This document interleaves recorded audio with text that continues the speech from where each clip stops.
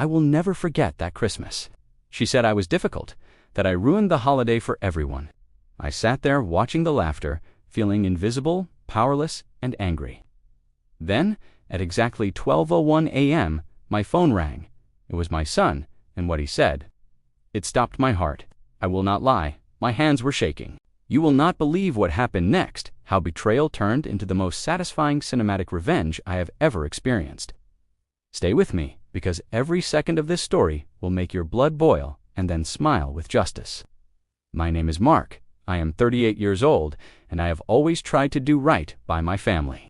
I work hard, I provide, I try to listen, and I try to love with every part of me. But some nights, no matter how much you try, life has a way of reminding you that love does not always equal respect. Christmas had always been my favorite time of year. I loved the lights, the smell of pine in the air, the soft glow of candles flickering against the living room walls. I loved seeing my son Jack get excited over presents, watching his little eyes light up as he imagined the impossible.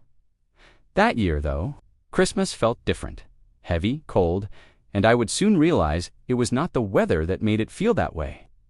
My wife, Karen, was in the kitchen, laughing with her sister. I could hear it through the open doorway. Her voice was light, cheerful, but there was an edge to it that I could not place at first. I tried to shrug it off, telling myself she was just happy. She had always loved hosting Christmas. But then I heard her say my name, and I froze. Mark is always so difficult, she said, loud enough for her sister to hear. I felt my chest tighten. I felt my stomach twist. Difficult. Difficult was what she called me when I disagreed about the gift list or suggested a different way to hang the lights. Difficult was what she said when I tried to help, and she wanted to do everything herself. Difficult, in front of family, in front of Jack. I remember looking over at Jack, who was sitting quietly on the couch, his little hands gripping the edge of the cushion. I could see the confusion in his eyes.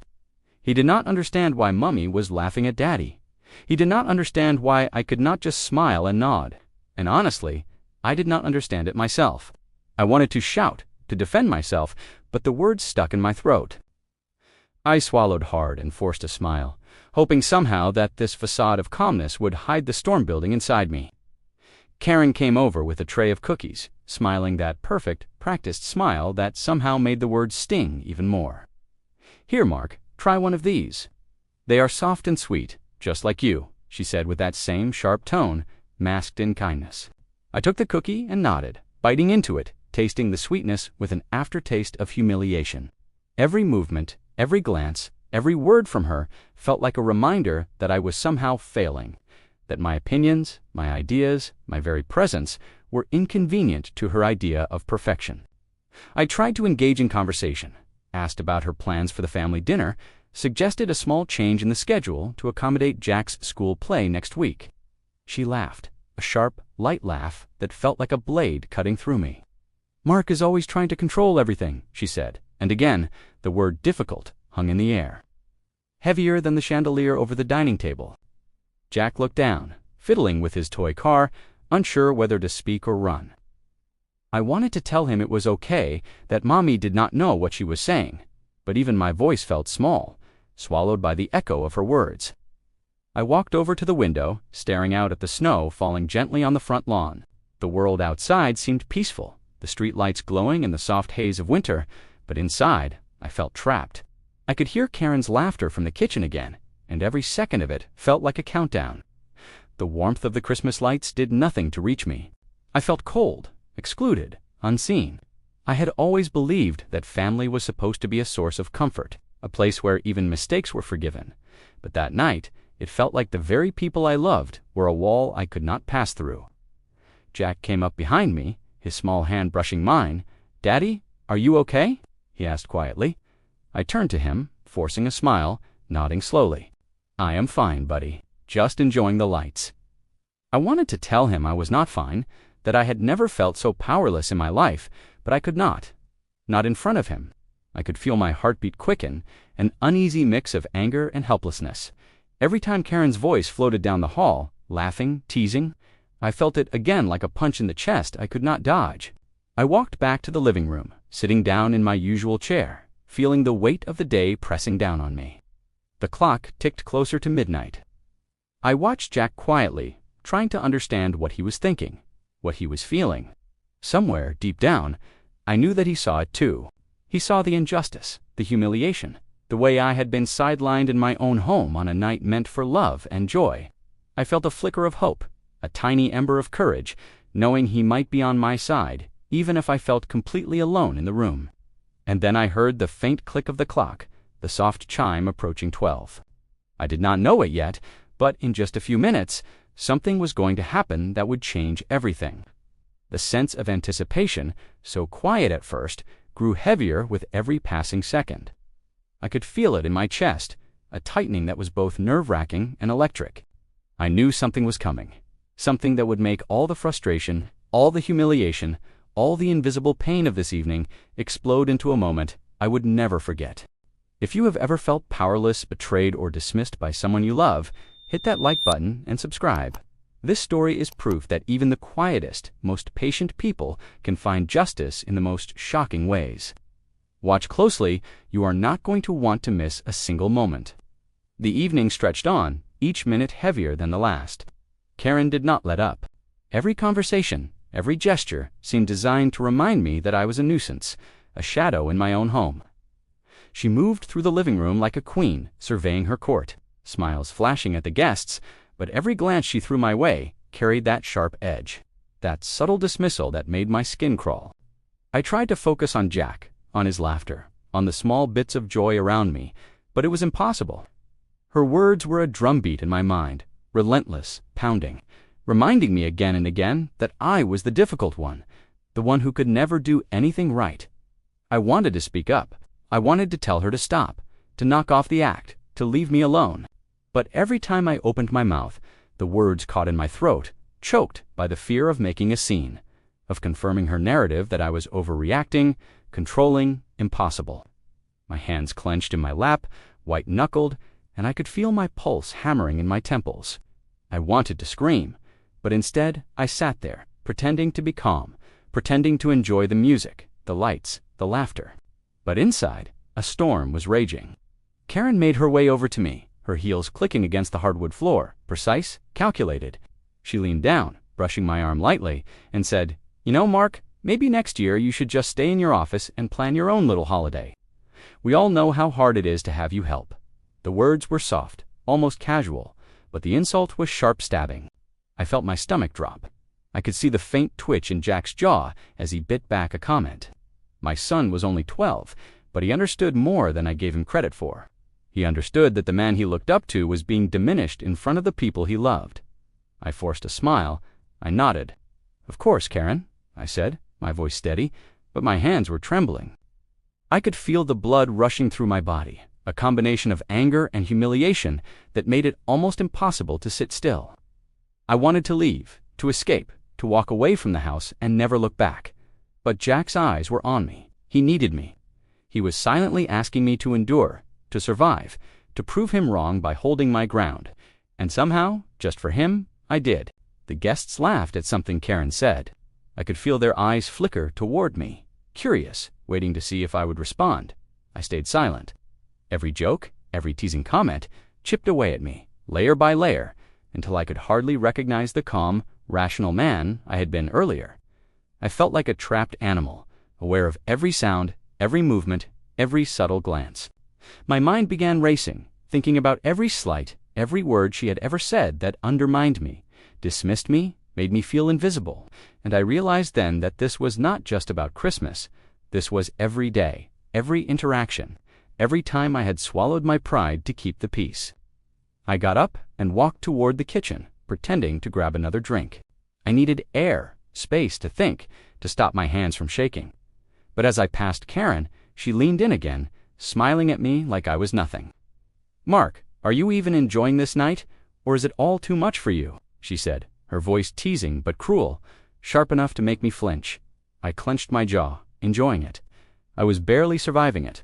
Every nerve in my body screamed at me to respond, to defend myself, to show her that I was not insignificant. But I held my tongue, letting her believe she had the upper hand.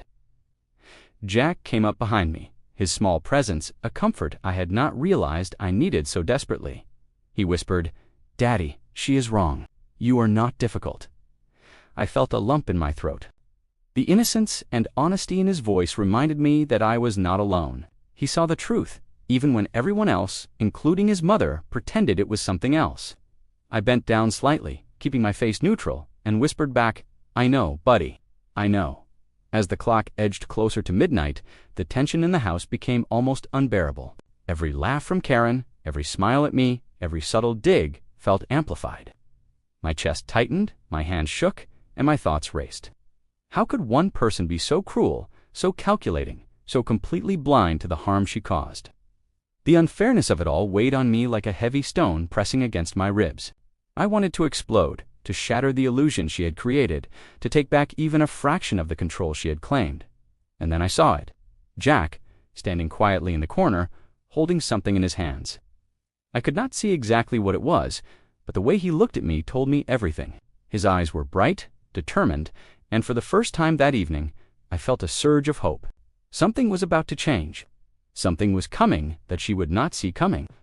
My heart started racing, anticipation mixing with a dangerous thrill. The quiet, steady beat of the Christmas music seemed to fade, replaced by the pounding of my pulse in my ears. I realized then that I had endured enough. I would not be dismissed, ignored, or humiliated any longer. And Jack? Jack was about to help me make that clear. I returned to my chair, sitting with my back straight, pretending calm, but every fiber of my body was alert, ready. I did not know exactly what Jack had planned, but I could feel it in the air, the shift, the tension, the electricity that made every nerve stand on end. Midnight was coming, and with it a moment I would never forget. I took a deep breath, forcing my heartbeat to steady, but I could not shake the anticipation, the knowledge that everything was about to change. The tension in the house was unbearable. Every laugh, every word from Karen felt like a weight pressing down on me, making it harder to breathe. My chest burned, my hands shook slightly, and my mind raced uncontrollably. I could feel every slight she had ever made, every joke, every comment, every dismissal, colliding inside me like a storm. I had tried to stay calm, to endure, to maintain the fragile peace for Jack's sake. But now, the peace felt like a lie, a cage, and the air around me seemed charged, almost alive with anticipation. I realized I could not take it anymore. Not tonight, not ever again. I stood up slowly, feeling the cold floor beneath my feet, each step deliberate, measured. My eyes followed Karen as she moved through the living room, speaking with guests, oblivious to the storm brewing behind me. I could hear my own heart, loud and relentless, a drumbeat that matched the rising tide of anger and humiliation inside me. Every instinct screamed to lash out, to confront her, to make her stop. But I knew that raw anger would not be enough. This needed precision, timing, and subtlety. I walked to the kitchen and leaned against the counter, hiding my shaking hands. I closed my eyes for a moment, letting the cold draft brush against my face, trying to steady myself. I could not simply react, I needed to plan. And the more I thought, the more the possibilities unfolded. I remembered every way she had belittled me, every subtle dig, every laugh that cut me deeper than a knife. Each memory fueled a clarity I had not felt before. It was not just about enduring anymore. It was about turning the tables, about taking control in a way that she could not ignore, could not dismiss, could not erase. I glanced at Jack, who was quietly watching from the corner of the room. His eyes met mine, and in them I saw understanding, determination, and a flicker of mischief. He knew something was coming, even if he did not yet know what. My mind began racing, plotting every detail. How could I orchestrate something that would make her realize once and for all the power she had underestimated in me? How could I turn her arrogance into her downfall, her laughter into disbelief, her smugness into shock? I paced the kitchen, my footsteps echoing against the hardwood floor, each step fueling the storm in my chest. I imagined her reaction, the look on her face when she realized she had miscalculated, when she saw that I had finally taken control. I imagined the silence that would fall over the room, the way Jack's eyes would sparkle with quiet triumph. The thought made a strange, sharp smile tug at my lips. I could feel the adrenaline surging, making my hands warm and my thoughts sharper. I considered every option, weighing each carefully. This was not about revenge and anger.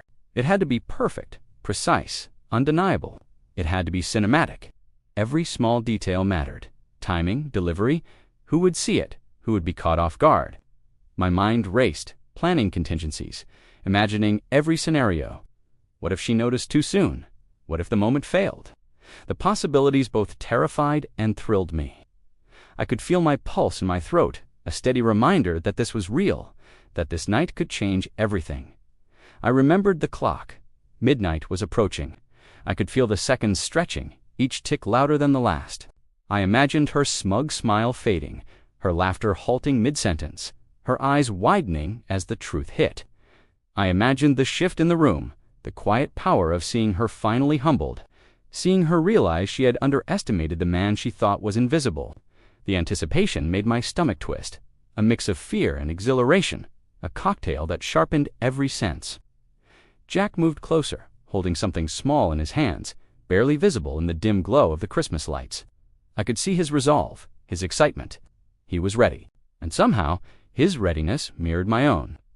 I realized then that this was not just about me. It was about us, a silent team ready to reclaim the balance that had been stolen from us.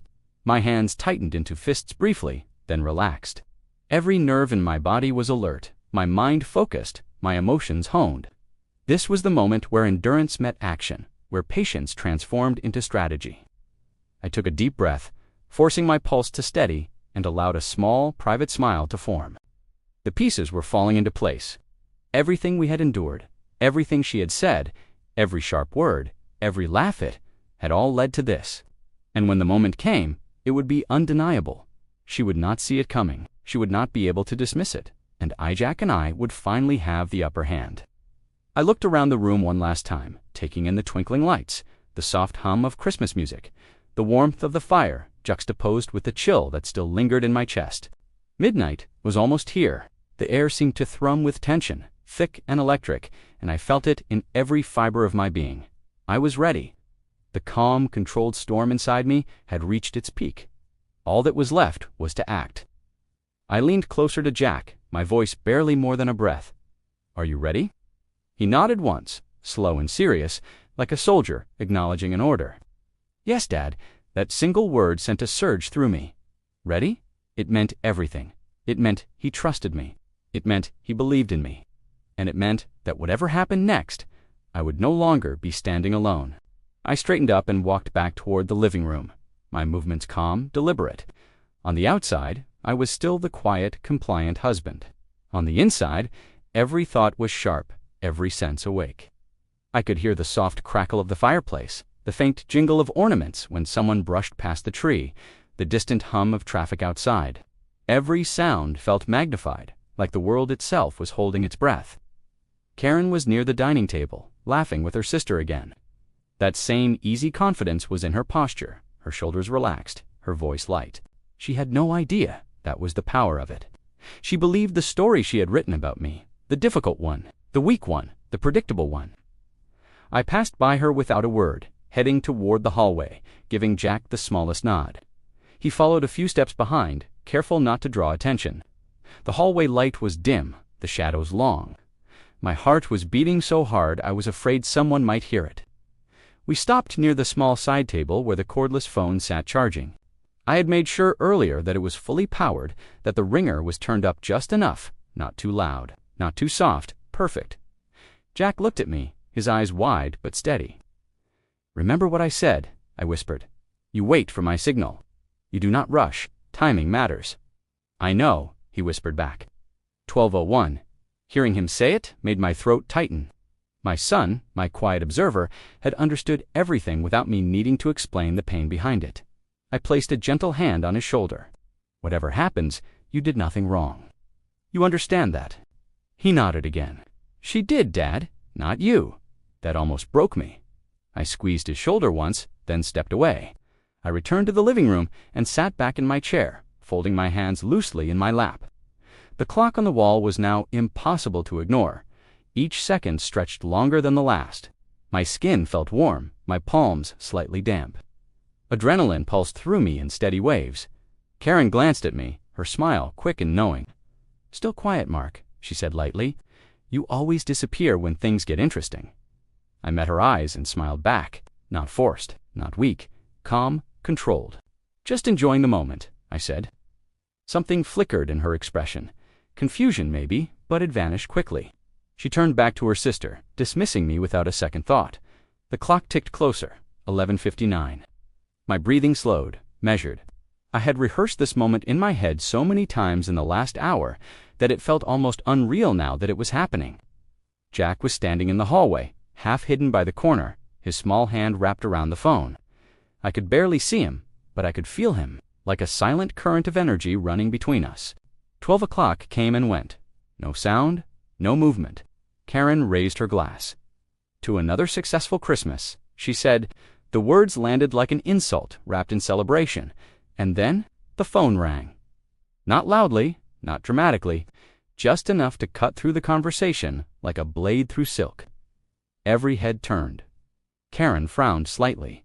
Who would call at this hour? I remained still. Jack answered in the hallway. I could not hear his words yet, only the soft murmur of his voice. My chest tightened. A few seconds passed. Then he walked into the living room, phone in hand, his face pale but focused. "Mom," he said quietly, "it is for you." She rolled her eyes, annoyed at the interruption. "Who is it?" He hesitated, just long enough for tension to build. "They said it was important." She took the phone, pressing it to her ear with a sigh. This better be good. I watched her expression shift. First irritation, then confusion. Then something closer to disbelief. Her posture changed. Her shoulders stiffened. The smile faded. I could not hear the voice on the other end, but I could see its impact. Her lips parted slightly. Her eyes darted to me for just a second, then back to the floor. "What?" she said sharply. The room fell silent. Even the music felt quieter. I leaned forward just slightly, my hands resting on my knees, my pulse steady now. A strange calm settled over me. The storm had passed. What remained was clarity. Jack stood near me, his back straight, his eyes never leaving his mother's face. Karen swallowed. "That is not possible," she said, her voice lower now, uncertain. I felt the shift in power before anyone else did. It was subtle but undeniable. The confidence she had worn all night was cracking. The control she believed she had was slipping through her fingers. The plan was working. Every insult, every laugh, every dismissive glance had led to this precise moment. I did not speak. I did not need to. Sometimes the strongest revenge is not in what you say, but in what you allow others to finally see. Karen's hand trembled slightly as she gripped the phone. Her knuckles were white. Her confident posture had disappeared, replaced by rigid tension, a stark contrast to the easy arrogance she had worn all evening. The room had gone quiet. Every guest, every voice, even the soft hum of the Christmas tree lights seemed to fade into the background. The only sound was the faint, steady pulse of my own heartbeat. I leaned back in my chair, folding my hands in front of me, keeping my face calm, neutral. But inside, every nerve was alive, buzzing with anticipation. Relief, satisfaction, and disbelief mingled in my chest. After hours of humiliation, after years of quiet diminishment, the moment had finally arrived. Karen's eyes widened, her lips parted slightly, and I could see the first flicker of panic. She raised the phone higher, shielding it almost reflexively. She was trying to regain control, trying to impose authority.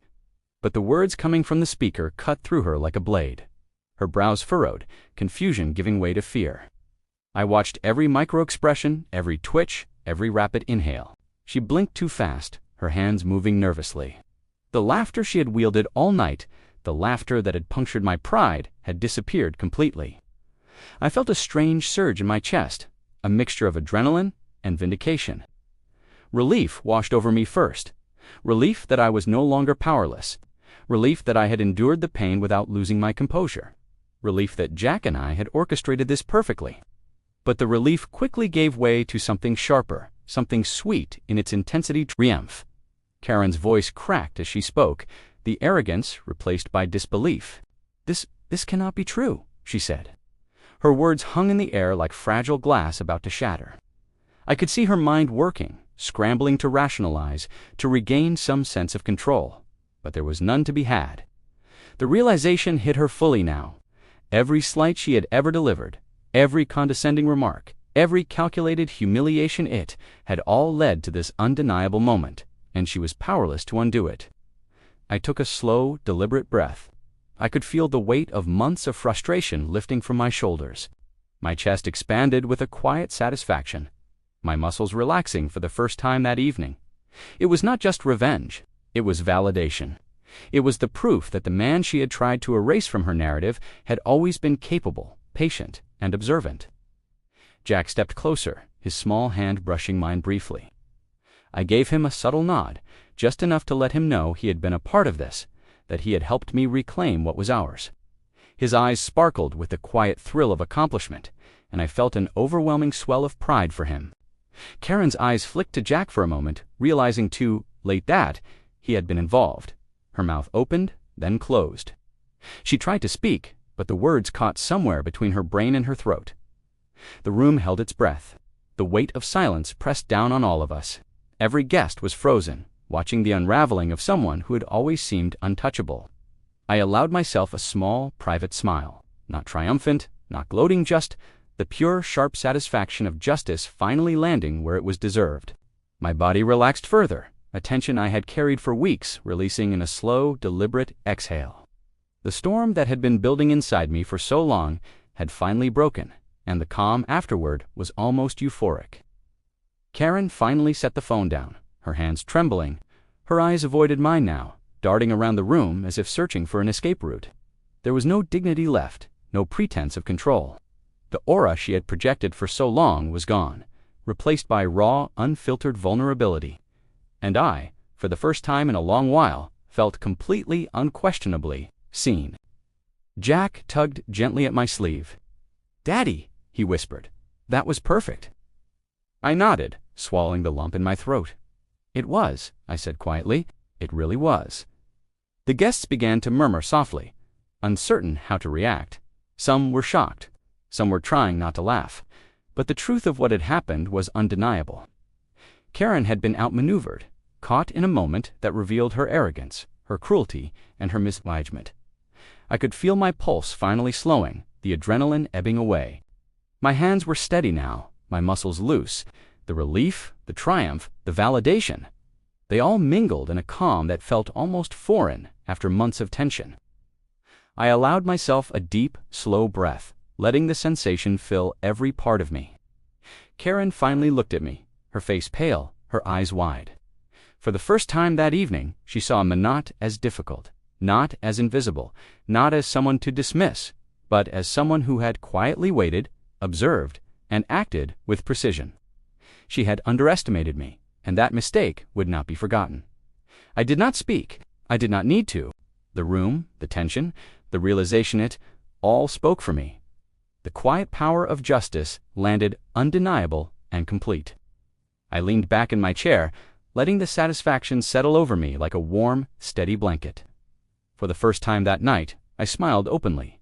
Relief, triumph, validation, all wrapped into one perfect, quiet moment. The room had finally begun to settle. The music was still playing softly, the glow of the Christmas lights warm against the walls, but the energy had shifted. Karen sat quietly, still pale, still avoiding my gaze. The guests were murmuring softly among themselves, uncertain how to react to the spectacle they had just witnessed. And I felt a calm I had not known in years. I leaned back in my chair, closing my eyes for a moment, letting the relief wash over me like a slow tide. It was not just relief from the humiliation of the night. It was relief from the constant underestimation, the daily subtle dismissals, the feeling that my voice did not matter in my own home. That weight had been lifted, and I could finally breathe. Jack came over and sat on my lap, wrapping his small arms around me. "Daddy," he whispered, "I am proud of you." I held him tightly, feeling the warmth of his little body against mine. I whispered back, "I am proud of you too, buddy. You were perfect." In that moment, I realized something important.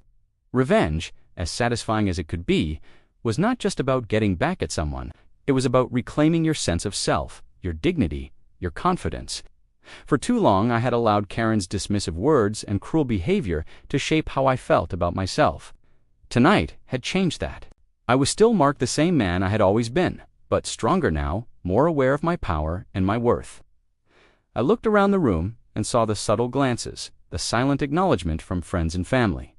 Some were impressed, some were shocked, but all had witnessed the undeniable truth that patience, observation, and a well-timed plan could turn the tables on even the most arrogant of people.